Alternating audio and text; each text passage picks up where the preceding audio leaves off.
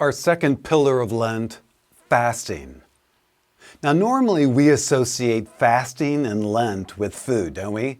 For example, fasting from these delicious desserts. Oh my God.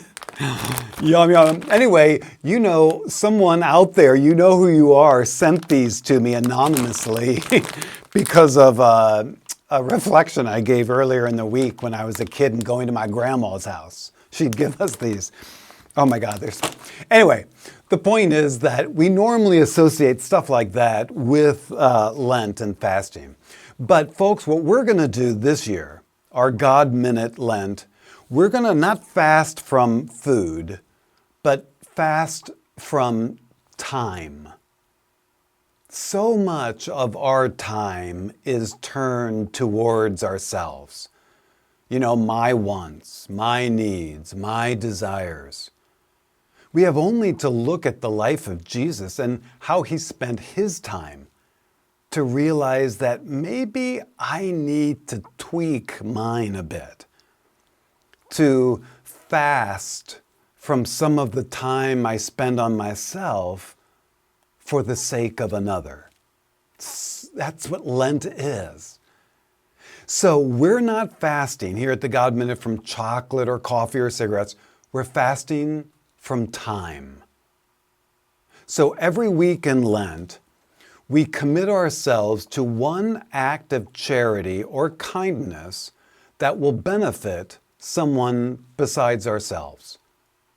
Now, not each day of the week. We apply the word of the week to once some wonderful act of kindness that you can plan and do. It doesn't matter what it is, as long as it reflects the word of the week. So, this week, our word, as you know, is prayer. So, how can you bring prayer into an act of charity in your fast of time this week?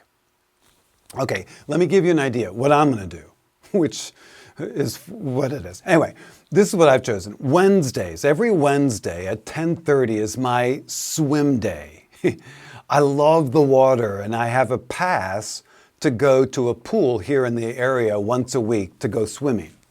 In case you don't know what swimming is, this is what I'm doing. The universal sign. Okay, anyway, but I'm taking that time this week, not going swimming, and I'm going to go to our cathedral here in St. Louis, and I'm going to pray before the Blessed Sacrament for the intentions and the prayers of all of you. We get so many emails, people, you, asking us to pray with you. We bring them to our altar, and Wednesday of this week, I'm going to bring them all to the Blessed Sacrament of Jesus at our cathedral. That's my act of kindness in bringing the prayer, the word of the week, into my fasting. So a friend of mine, just to give you an idea, a friend of mine said that she's giving up fasting from her favorite TV show, the time that she would spend before the TV, and do some spiritual reading that she's had on the shelf for over a year and have never gotten to.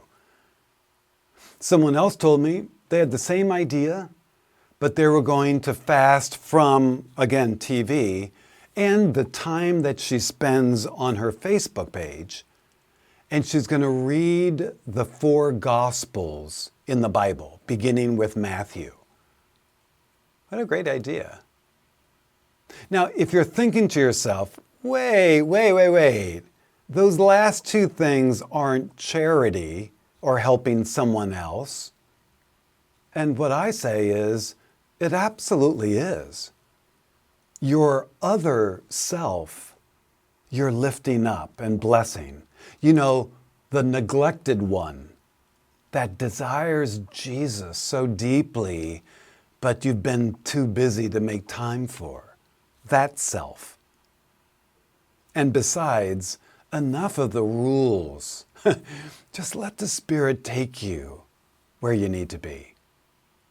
So our fasting this Lent is from the time we often waste on ourselves on mindless activity and turn it towards something that will create a blessing in the name of Jesus.